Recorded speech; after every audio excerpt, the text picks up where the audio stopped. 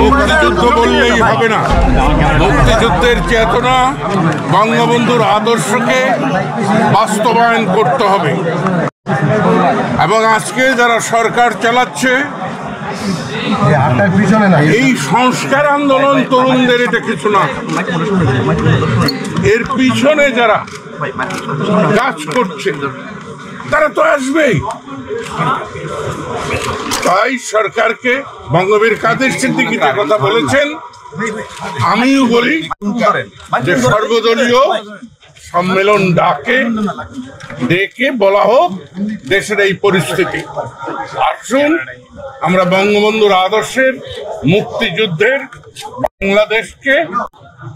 বাংলাদেশের স্বাধীনতায় যারা বিশ্বাস করে না, মুক্তিযুদ্ধ যারা বিশ্বাস করে না, নতুন রাজাকার যারা গড়তে চায়, তাদের বিরুদ্ধে ঐক্যবদ্ধ হয়ে জনস্বার্থে দুঃখী মানুষের মুখে হাসি ফোটাতে আমরা এগিয়ে আসি। মিশন 90 সংবাদের পিছনে নয়, ভিতরে ছুটি।